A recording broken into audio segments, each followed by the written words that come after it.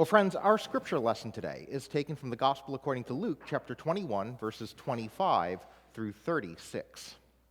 There will be signs in the sun, the moon, and the stars, and on the earth distress among nations, confused by the roaring of the sea and the waves. People will faint from fear and foreboding of what is coming upon the world, for the powers of the heavens will be shaken. Then they will see the Son of Man coming in a cloud with power and great glory. Now, when these things begin to take place, stand up and raise your heads, because your redemption is drawing near. Then he told them a parable. Look at the fig tree and all the trees. As soon as they sprout leaves, you can see for yourselves and know that summer is already near. So also, when you see these things taking place, you know that the kingdom of God is near. Truly, I tell you, this generation will not pass away until all things have taken place. Heaven and earth will pass away, but my words will not pass away. Be on guard so that your hearts are not weighed down with dissipation and drunkenness and the worries of this life, and that day does not catch you unexpectedly like a trap. For it will come upon all who live on the face of the whole earth. Be alert at all times, praying that you may have the strength to escape all these things that will take place, and to stand before the Son of Man. Friends, this is the word of the Lord. Thanks be to God. Well, this is the first Sunday of Advent, which is this 4-Sunday season that precedes Christmas. Now, neither Advent nor Lent, these seasons of preparation, are mentioned in the Bible in any way. Okay, these are inventions of the church. They are ancient inventions of the church that sprung out of a belief that you needed to prepare for these big days, that they couldn't just come upon you. Now, we've modified these practices over the years. For example, you might be relieved to know that when both Advent and Lent were instituted, they were both seasons of fasting. And somehow we seem to have decided that that wouldn't really fly. And so, now, although, really, going from Thanksgiving into a day of fasting might not be the worst idea in the world, but we've given that up.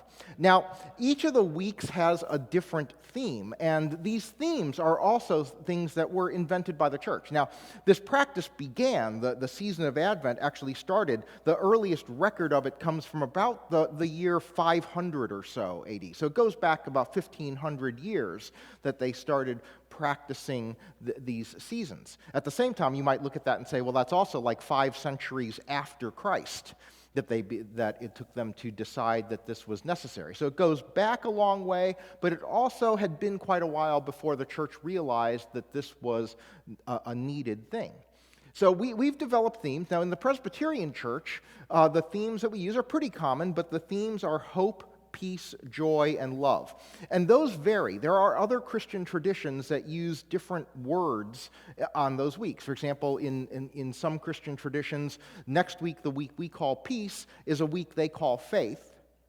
And then the 4th week in those traditions is the week they call peace, and they leave out love from the 4, okay? And so, it's not universal. So you could go to a different church, especially next week, and you might see the Advent wreath similar to ours. You might see it being lit in a similar way to ours, and you might hear the reader say, this is the candle of faith, as opposed to the candle of peace, because it's just, these are just different traditions that have developed. But one of the things about it is this idea that we need to be prepared for what God is giving to us, that we need to be ready for that. And we often don't give enough weight to the idea of preparation, all right? Now, one of the examples that I use, which is a true story from my own ineptitude, as well as a metaphor for these seasons of preparation, is the very first time I was asked to paint a room. Okay, so I showed up. It was a Habitat-type work site, and they mistook me for someone who knew what they were doing, and they gave me a task, and the task was to paint a room. So I took paint and went in, and I didn't realize you have to, prep the walls first. See, I just thought that no matter what was there, glob more paint will solve the problem. So I figured no matter how uneven the surface is, no problem, just glob a lot of paint. All right? Doesn't matter if there's pock marks in the surface, just glob a lot of paint. And what I learned was this does not work. Okay? That if you glob a lot of paint onto a surface that is not prepared, all of the imperfections that are underneath show through. All right. And this is one of the reasons why we have to be prepared for faith. We can't just add faith to our lives unless the surface is prepared, or else what's underneath that isn't ready for it will continue to show through. All right? So that is why these values of hope, peace, joy, and love are values that we talk about before Christmas. All right? One might think that we would talk about them after and say that the coming of the Christ child represents the coming of hope and peace and joy and love to us, and that we should be celebrating these after Christmas.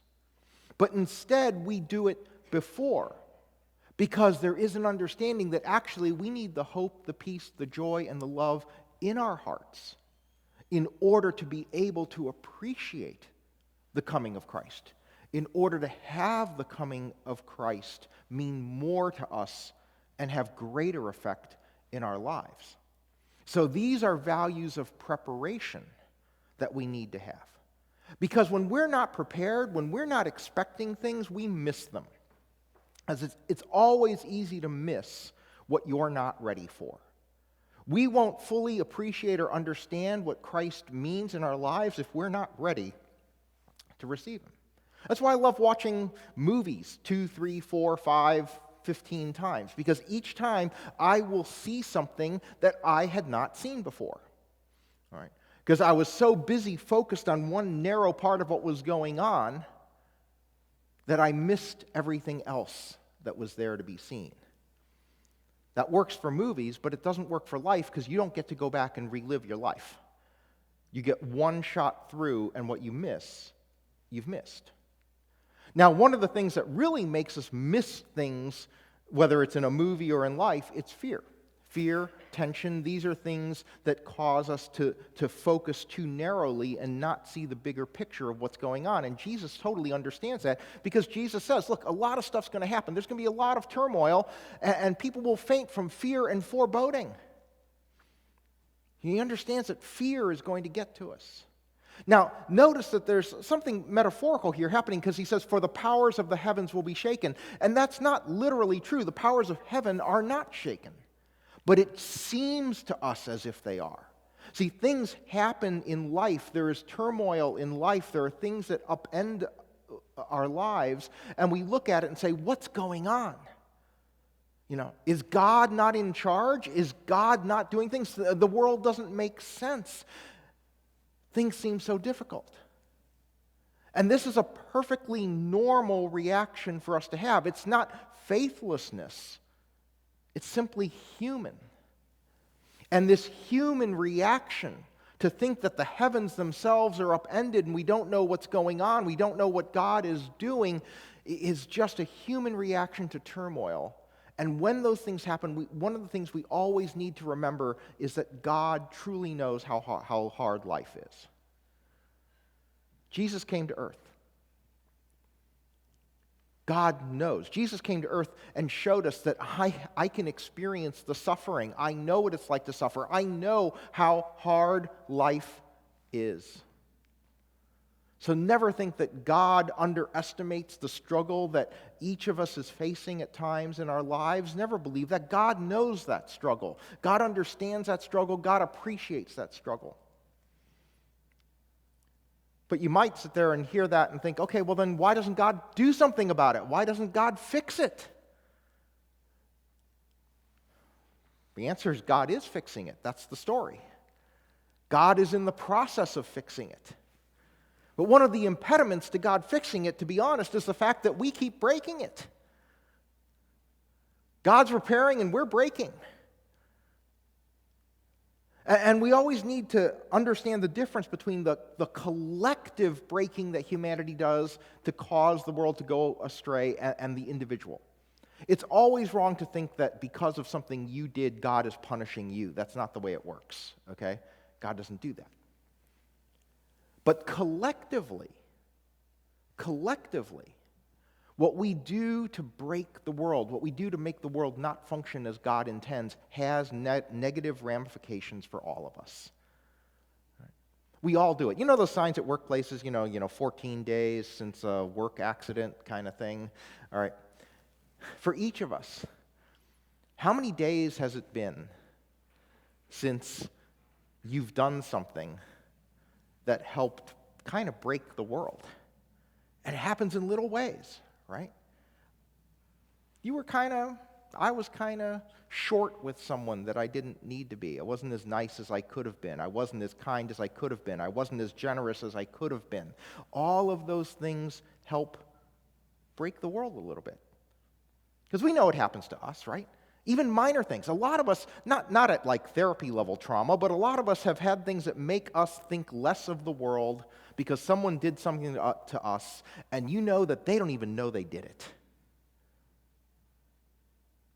They did it, and they were having a bad day or whatever, and somehow to us it just made us think that the world is a little meaner than we thought it was. And we throw those things out there all the time. I'm still trying to get my sign off 0 days. I'm just every day I wake up, I'm kind of stuck at 0 days. Because we all contribute to breaking this world that God is in the process of fixing.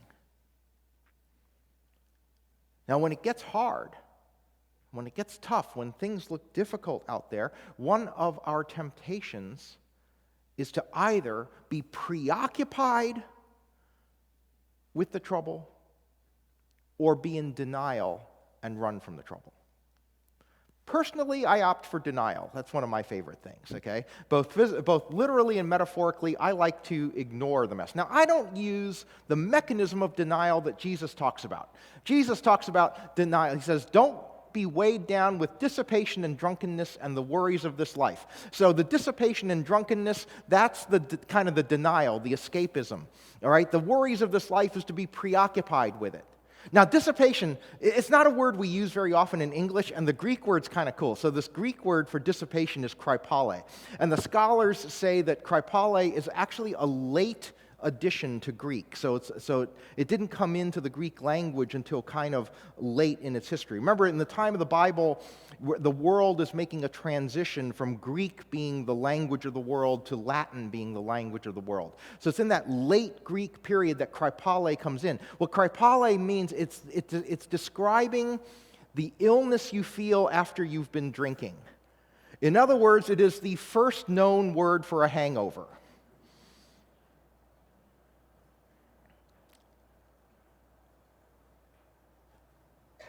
Hangover, getting drunk.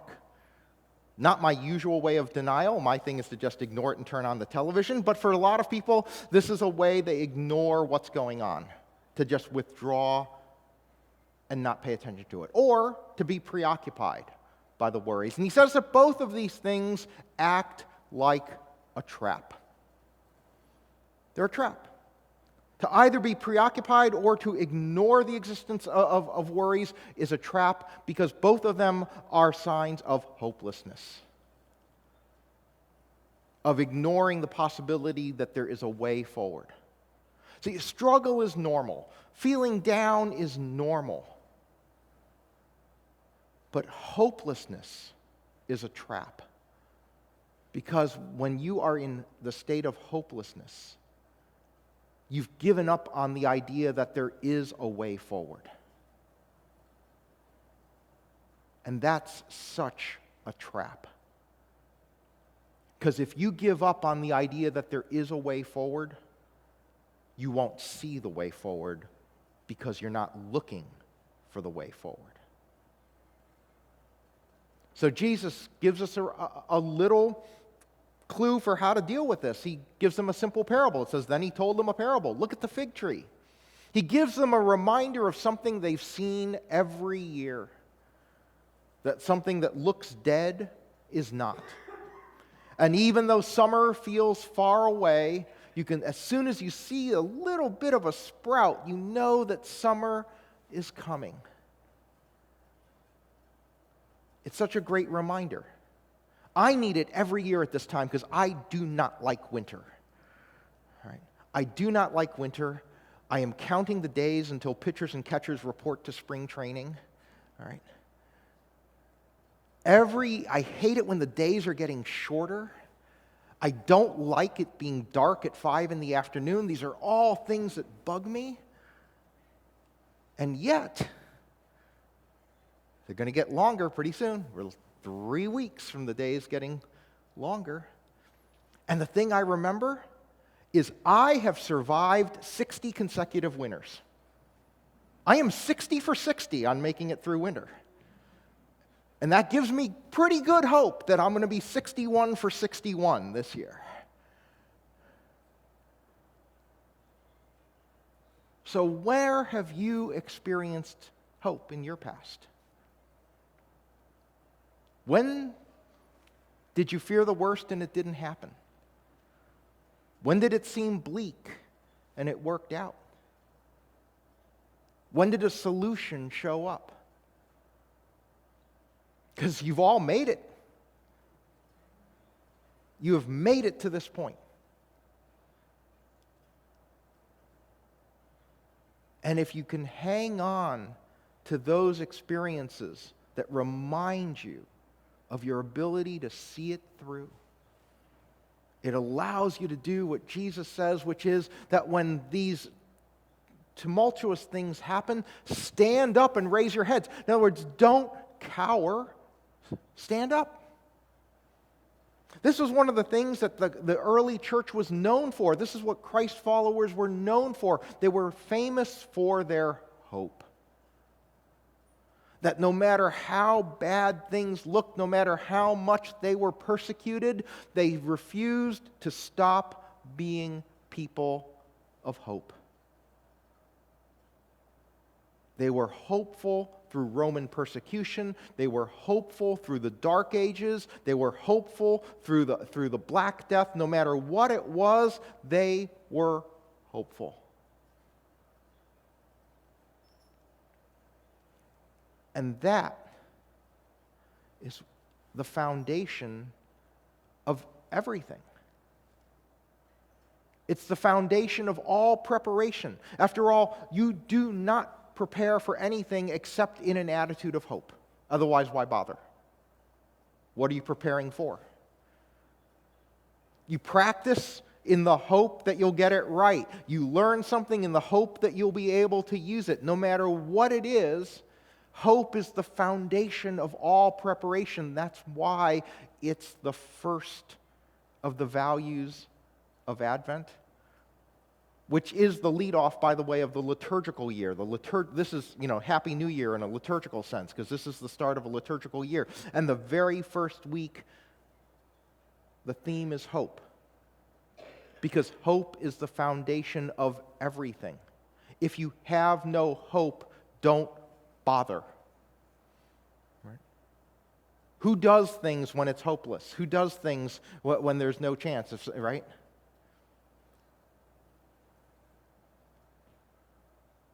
And some around you, the pessimists in your orbit, will tell you that hope is senseless. But they're actually wrong. Because what's truly senseless is to be hopeless. Because hopelessness is essentially meaninglessness. If there's no hope, there's no way forward. If there's no way forward, nothing has meaning.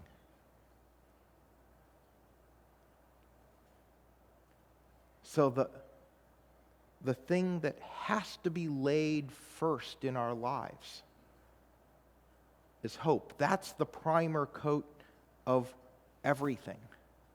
It's the foundation of everything. And we have to lay these values down first.